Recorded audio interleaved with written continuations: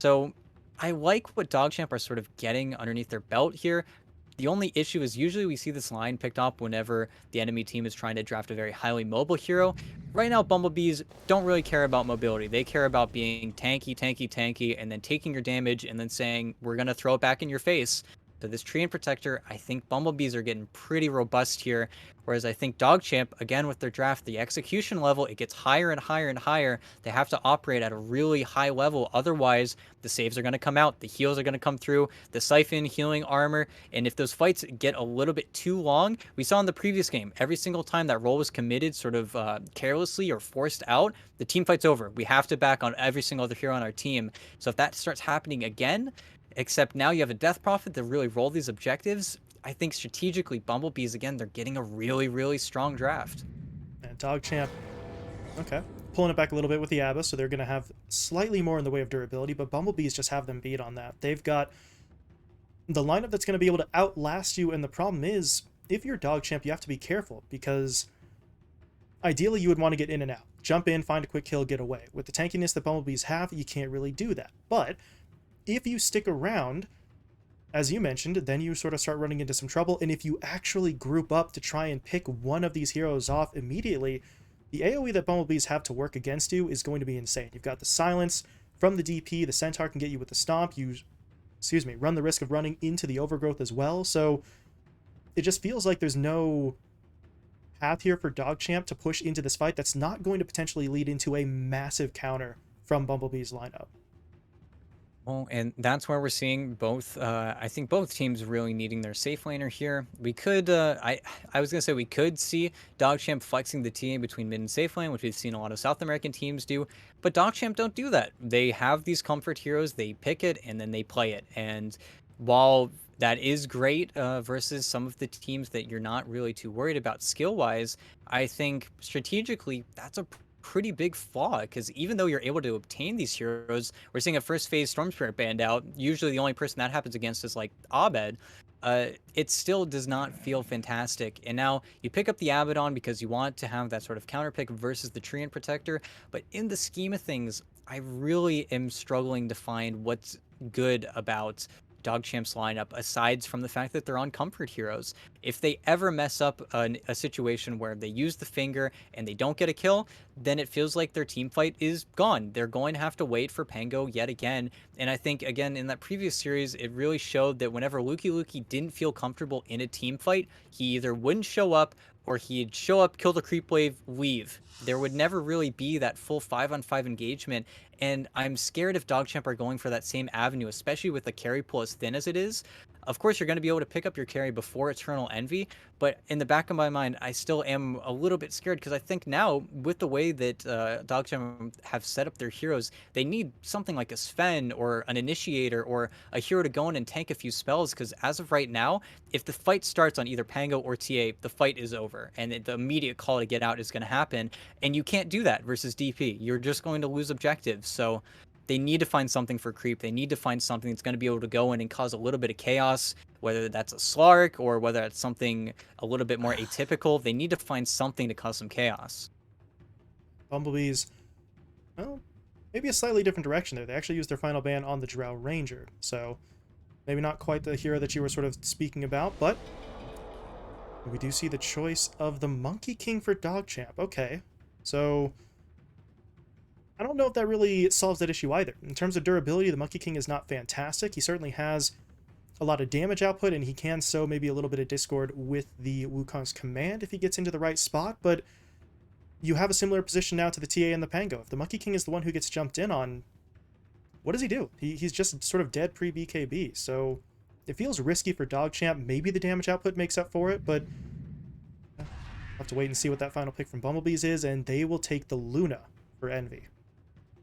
Yeah, and Luna's the hero I've been looking at pretty much all throughout the draft, seeing whether or not to get banned, get valued.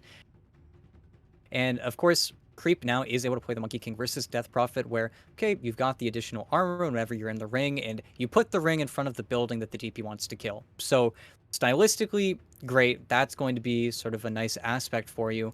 But now with this Luna, again, BKBs are going to be so important for the DogChamp side. Both Ray and Creep really need one before I feel like they can really take a convincing team fight just because of the fact of the Nyx Assassin. That's why we see this hero banned so much, because you pick up the Nyx Assassin, you ban the best carry that it feels like the enemy team is going to pick, that being the Lifesteal in this situation, and now inherently this Carapace is going to be a big problem whenever you want to finally commit on these heroes. That's why we'll have to see what's going to come out from Yarn this game. If Yarn's able to get the Hex off, keep the Nyx Assassin out of this fight, that's why the Lion does feel a little bit good versus the Nyx Assassin, because you can just lead with the Hex. If he immediately Carapaces, then that's the punish. You just sit and wait while he's a frog, then impale him afterwards. But then you've got to deal with every single other member of Bumblebee's side. Fortunately, though, this time around, I think Bumblebee's side is easier to punish in that aspect, where if they are losing 2 or 3 heroes on their side of the map, now you have this TA who might be able to wander into Roche, get that objective going for you if you're DogChamp. But if Bumblebees ever decide to take that fight, if they get the Roche out of the TA's hands, I think Ray is going to be a lot slower, and we can't deal with a slow mid laner this time around. Even in the previous game where he was top net worth for the first 25 minutes of the game, it felt like he wasn't able to convert that net worth into objectives. So I think DogChamp, they need to be the foil to Bumblebees. They need to be the disciplined team this time around, and they need to get those really good team fights.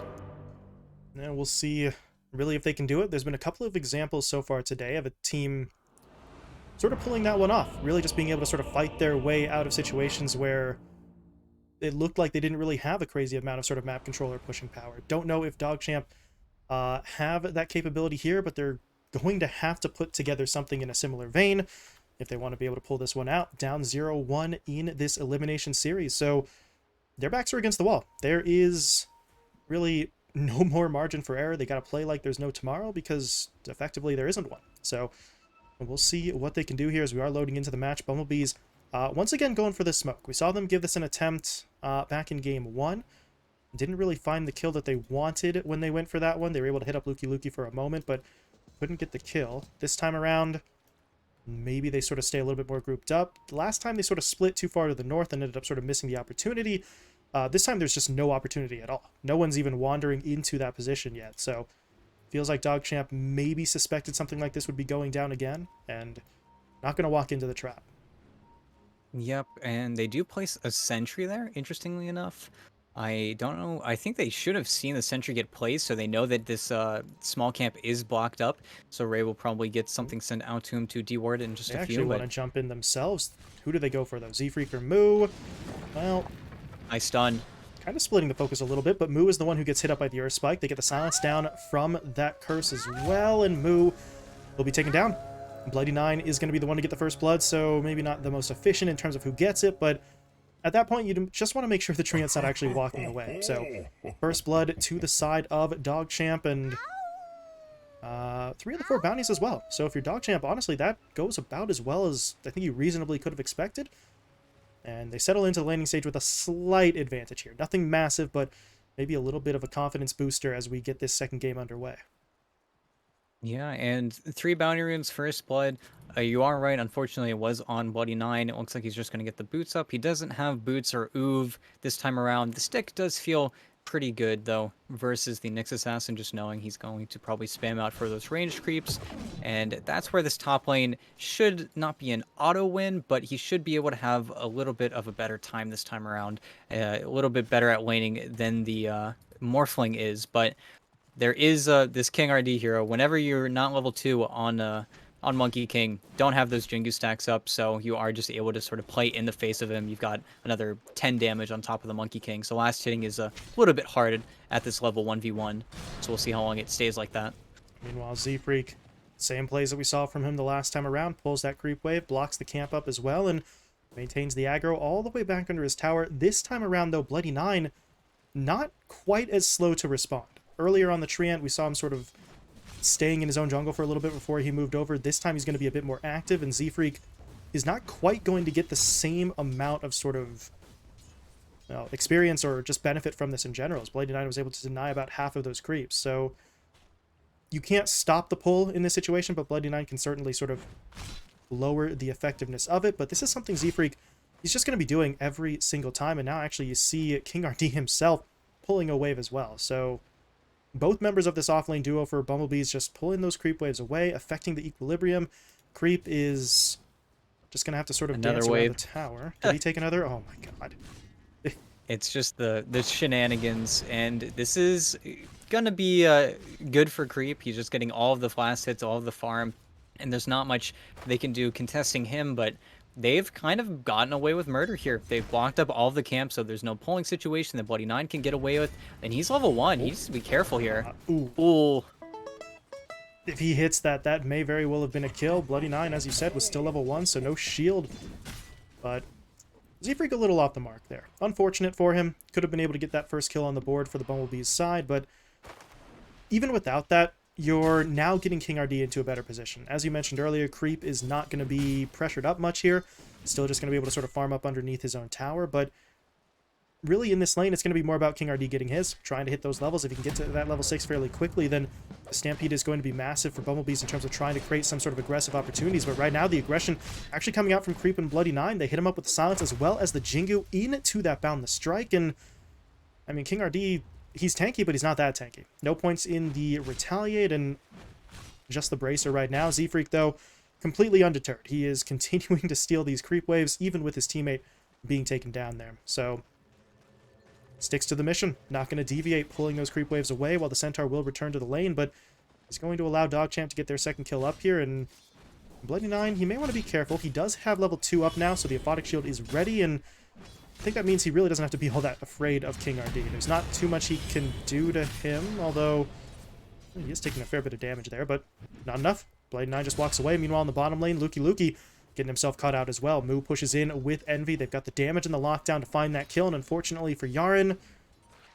doesn't really have anything to work with. The Earth Spike was there, but no Hex since he's only level 2, so Bumblebees will find the kill, and this Luna really off to the races here. 16 last hits on the board, and limited pressure from the other side.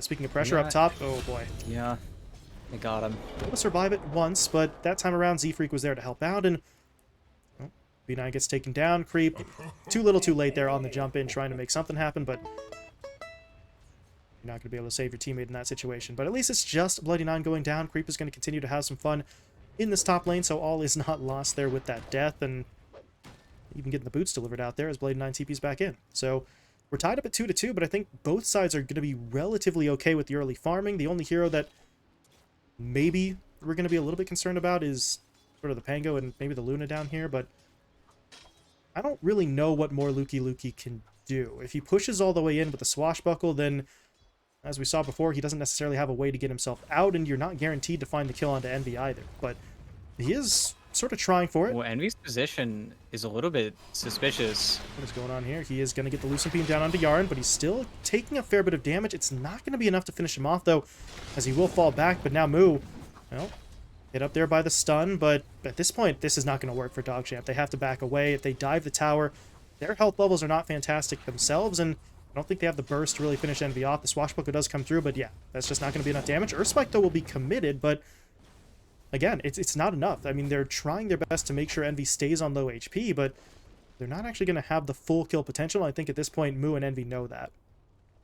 And I think they're very content. Yeah, I think he missed pretty much all of those last hits. There was like a double or double and a half wave coming into his tower. So now he is going to be slowed down just a little bit. But at the same time, Moo's the one that does need to be careful here. He might actually be going down. Oh, he didn't get a proc on the initial swash.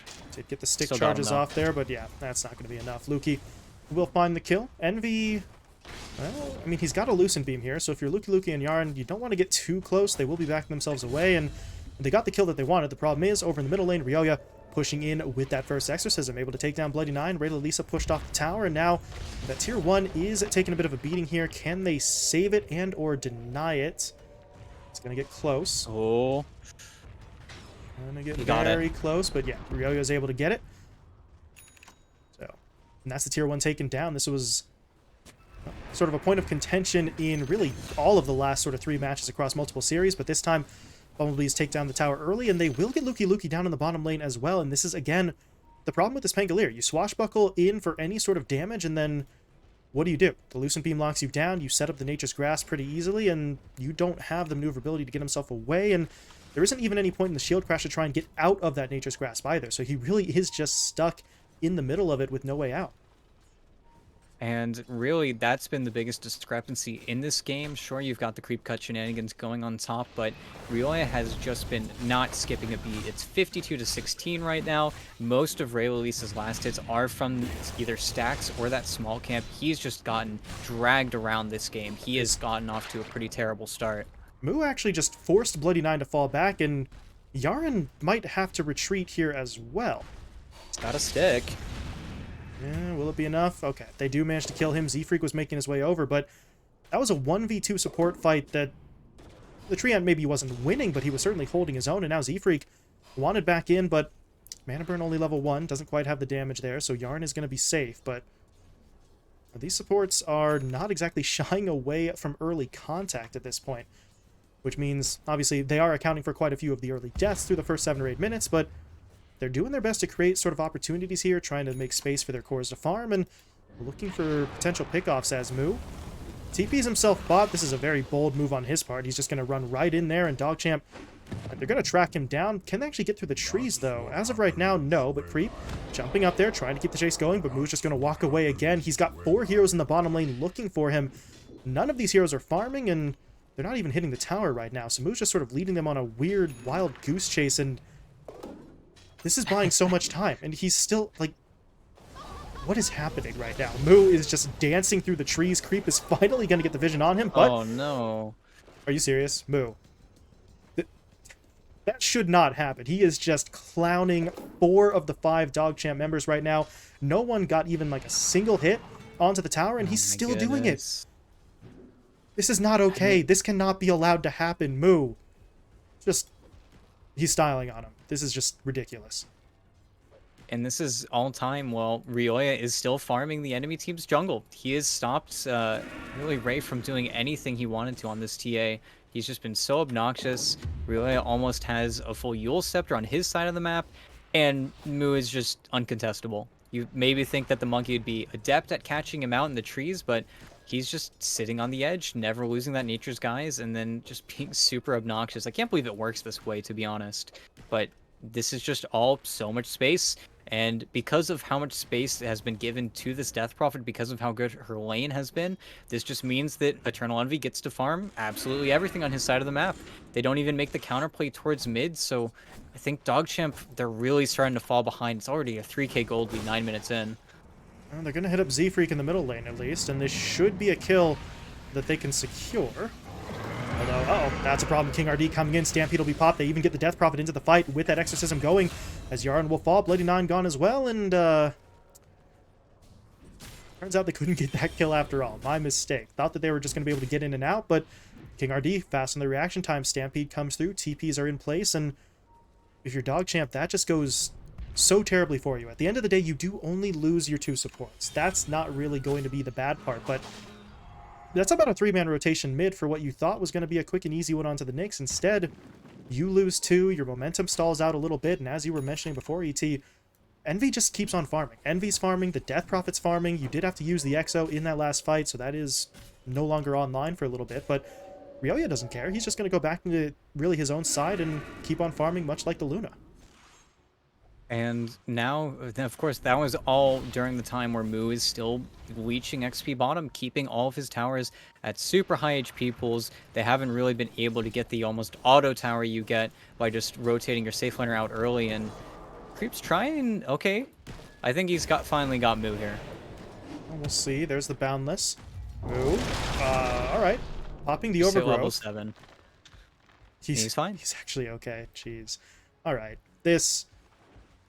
How has he gotten away with this? Moo is nearly unkillable here. Multiple instances, he just sort of stands as the guardian of this tier 1 tower down bot. DogChamp cannot get it, but they are looking for a potential fight there, but Yarn is going to miss the Earth Spike onto 2. However, Luki had already channeled out the Rolling Thunder, so they're still making their way forward. They do get in onto the Centaur, but King RD has the Stampede, trying to get himself away. Can he outrun that Pango? No, but at this point, DogChamp are sort of backing away from this. Luki was the only one who could still get in for any damage, so it just feels like every time DogChamp try to do something, they're just completely stonewalled.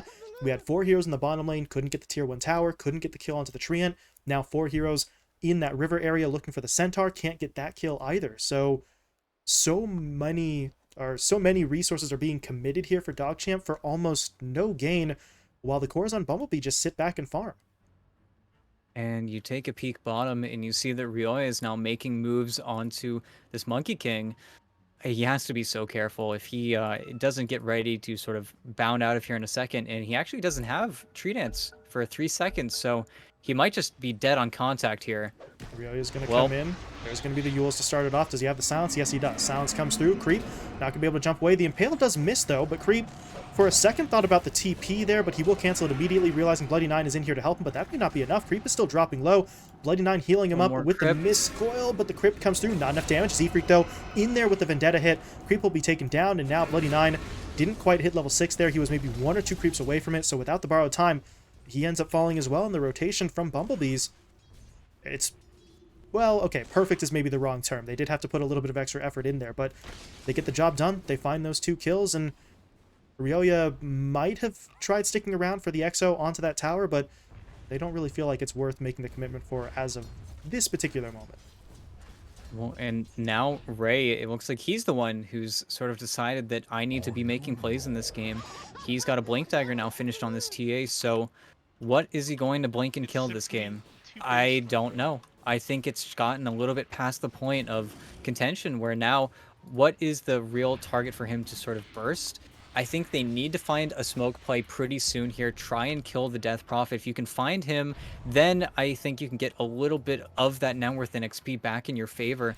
The big issue right now is both roles haven't gotten any kills because of the just immediate commitment of that Stampede. And if you're just able to farm on all of these heroes on the Bumblebee side, in a very similar situation to the previous game, you're just going to flat out lose. And now they're doing it again. They're getting all these heroes to get the sort of default tower because they have to.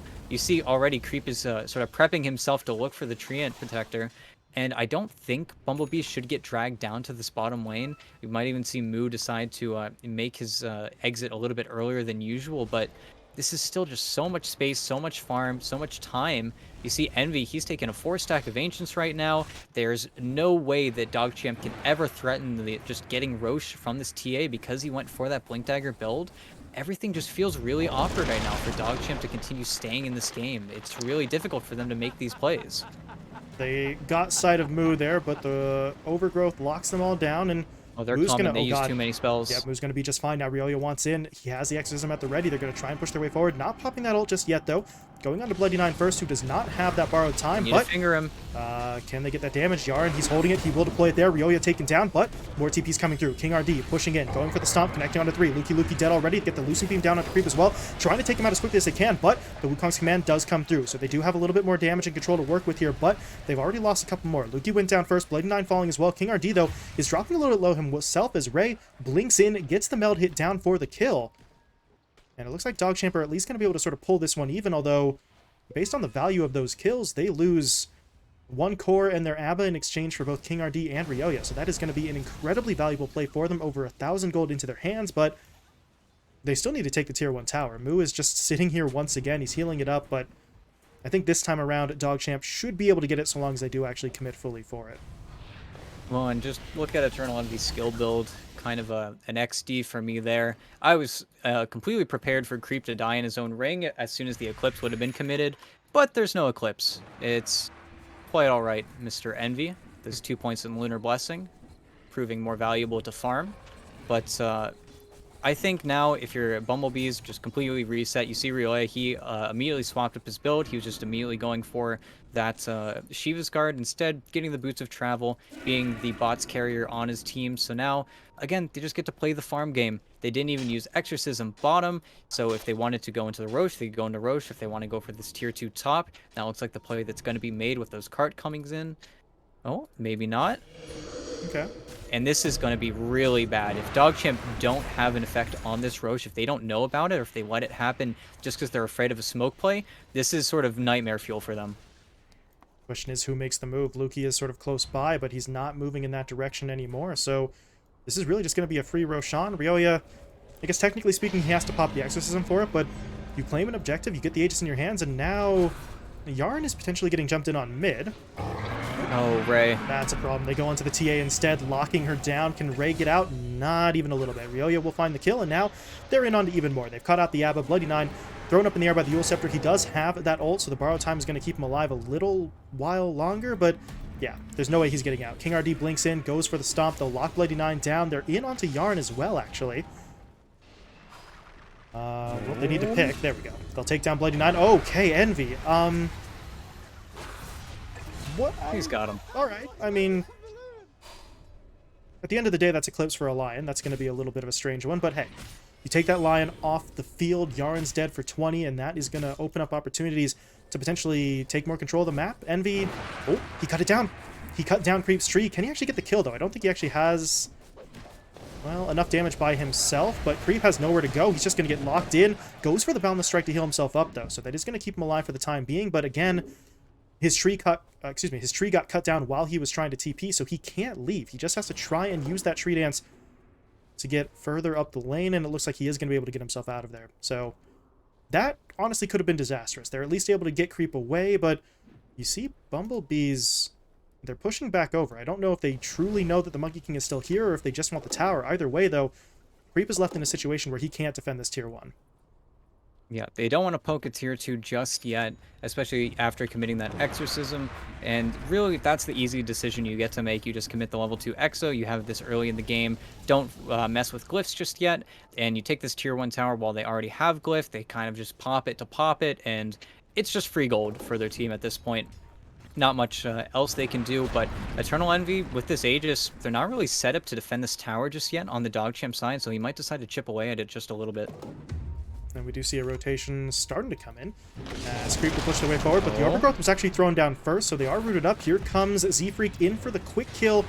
Maybe not so quick, but they will get the kill onto Yarn. Meanwhile, King RD jumping forward, getting the stun down. Monkey King locked down, finished off. Creep is out of the fight. Luki now has to try and get himself away with the last few seconds of his Rolling Thunder. He will get out, but Bloody Nine may not be quite as fortunate. King RD did jump forward, but I don't know. Either he didn't have the hoof stomp or he opted not to use it. Not really sure which one, but that does mean that the Abba is able to fall back. Luki gets out of the fight as well, but 2 heroes dead and a chance to push another tower for Bumblebees. They really are just putting a stranglehold on this game right now. And I don't think the decision to go high ground should be made just yet. Knowing Eternal Envy, I think that they should just go for all the other outer towers. They don't want to commit too much, even though they do want to force these heroes back into the base. Hitting the bottom tower would be the easiest way to force Ray back onto his high ground, but I guess they're going to make... I can't imagine they stick around. Oh god. Okay. They jumped in, they got the stun. Stomp in onto the Monkey King. They'll follow it up with the Earth, or excuse me, the Impale, not the Earth Spike. Either way, it's the Monkey King dropping low. Creep trying to get himself away. He will survive for now. Turns around for the Boundless, but that just means Ryoya gets into position for the final bit of damage. Creep will fall. Bloody Nine dead as well. And, well, Bumblebees, they force it, and it works out pretty damn well for them. And now King RD in again, hoof stomp onto 2, into the 2-man Impale, and it's all just going to fall apart. King RD will be taken down by Yaren's Finger of Death, but that's not going to be enough to matter. Ryoya picks up the triple kill, and they are in onto the bottom lane of Rax. And really, that's an insane move. Usually you dive like that and you go into the building, you get glyphed on, and then you just die. But I think Yaren was just not in a position. I think he got his blink disabled. There was something happening there. He wasn't able to get the stun off, and I think they're greatly underestimating the nighttime vision coming in from Luna. That was 2 instances where King RT very simply just blinks stuns, and then you just sit there and eat it. I'm very surprised that they're really not respecting the fact that this Luna could just flat out see you. And now Yaren, if he doesn't have dust, so Z-Freak's gonna live as well. This is just disastrous for DogChamp. 19 kills in 20 minutes. They've broken the high ground. They've got a 14k net worth lead. I mean, any one of those factors would be sort of a red flag here, and the Bumblebees have pretty much all of them going their way. So they just feel so strong right now, and as you said, I think DogChamp really haven't realized just yet how much that nighttime vision is helping out. They think that they're outside of the vision range of the Centaur, and that's just not the case. King RD with back-to-back sort of 2-man stomps there. You've got the Impale to follow it up, so you're getting hero Yaren. Okay, Yaren, that was not a good idea. He is almost certainly dead here as Envy will hit him up with a Loosen Beam, but now they stampede forward. They want the fight. Who can they go in onto, though? They're going to spot out Creep, hitting him up here. The Monkey King, no BKB just yet, so he just has to stand in the middle of this, soaking up all of this damage, and he's just not going to be able to survive. Lukey will fall. Ray dead. Creep gone. GG Yeah, called. GG. Boy, oh boy. I mean, that was just a good old-fashioned stomp. Bumblebee is just completely outplaying their opponents really in every single fight.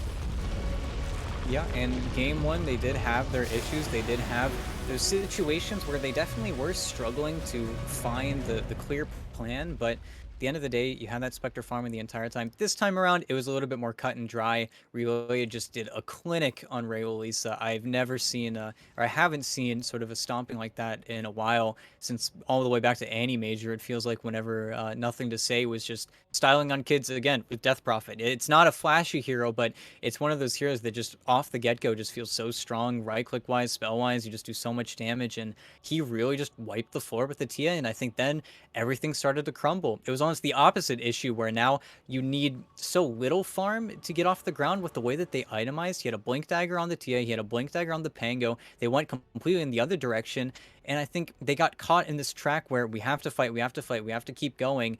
Except Bumblebees, they drafted for the fight. They drafted for the team fight. And really just getting that Centaur versus the Pangolier, I don't think they realized a few things on DogChamp. That the nighttime vision means that the King RD can always find that very good initiation. And the Stampede, you just outrun the roll. There were several times where I think DogChamp committed to a team fight that they otherwise could have walked away from because they were expecting Lukey to lock down the hero that he called out. Whereas they just simply walked away. There were several times where both the Centaur and the Nyx Assassin, they get stampeded, they last a little bit too long in those fights, it gets dragged out, and then you overextend, and Bumblebees were just there with every single punish. Then getting the Roche, or getting the first Roche, just kind of salt in the wound at that point. With how bad the TA's lane went, there was just no threat. She didn't have a Deso, she didn't have the works. She got her Deso, I think, maybe 18 minutes into that game. It was not pretty. And for a hero that, again, it's your comfort hero. It's your three heroes if you're Ray or Lisa. It just felt like Bumblebee, strategically, they just had the upper hand in this series. 19 minutes and 32 seconds, by the way, on that Desolator, which is not good. Under normal circumstances, especially not good in a 21-minute long match. So yeah, Ray Lisa, I don't know. Maybe if you go for the Deso before the Blink Dagger, something changes, but he just didn't have the damage. That Blink really didn't do much good. You even mentioned it at the time, ET. When we saw that Ray Lisa had purchased it, you asked, who do you jump in? Who do you blink forward and Meld Strike and actually kill? And the answer was basically no one. Didn't really have that sort of opportunity, and if your TA is not doing damage, you're not really getting much damage from anywhere else, even from creep on the Monkey King. We saw a couple of Wukong's commands thrown down that position-wise weren't all that bad, but your Monkey King's working with an Orb and an Echo Saber by the end of that match, so no one could do any damage against the Bumblebee's lineup that was just content to sit there and soak up that damage, really outlast you in every single fight. And I think bottom was the only time they ever killed that Relay of Death Prophet. And I think the last fight of the game really sort of tells you how things were going. You put the monkey ring down, you miss the initiation coming in from your lion, and then Relay runs into the ring, siphons three heroes, King RD gets a three-man stomp, and then the team fight's over. And then the game is over in that instance. It just felt like with the way that the early game was coming out for them, DogChamp needed to make a few more active rotations. They need to get a little bit more active. I think losing their mid tower as early as they did, they lost it with the 5-minute cart. It was just level 6 on DP, 5-minute cart, and a level 5.5 TA that didn't feel comfortable sitting in her own lane. I think really they just needed all hands on deck, bring everyone, bring the Monkey King, throw everything at the Death Prophet. And if you lose there, then it's really not going to look good for you. But it's still the same outcome. You lose your tower, you lose access to your jungle. Ray has to farm only in the triangle. And when you're level 7, level 8 TA, sure, you can do Ancients, but it's still not the fastest. And still having your timing slow down as much as they were, really, I think Bumblebee's just a clinic. Just very simply, just won every aspect of that game. Yeah, and we talked about the fact that this lineup for them, more experienced, right? They really just sort of have that experience playing at the highest level. They've been doing so, at least most of these players, for quite some time, and to a certain extent that really shines through. They know exactly what they needed to do. They never really had a moment where it felt like they were panicking. Calm, cool, and collected the whole way out, while DogChamp were pushed into situations where they needed to make adjustments, and they just really weren't able to do so. So a bit of an experience difference, maybe probably a difference in the talent level as well. Don't really want to be too harsh on DogChamp, but this Bumblebees lineup seems to be maybe a step or two ahead of them, and we saw that reflected in the results here. 2-0 sweep for Bumblebees as they will be moving on to that next round. The question is, who will they play? Now, the answer is we have no idea yet, but we are going to be finding out. That final series of the day here on the B stream will be the other round 2 matchup from the lower bracket. It's going to be D2 Hustlers taking on Arkosh. So we are going to have a bit of a break in between series, but we will be hopping into that third one in, I believe, about maybe 10 to 15 minutes. So congratulations to Bumblebees. They move on. Commiserations to DogChamp as their run in this qualifier will come to an end. And we will be preparing for that final series of the day in just a little bit.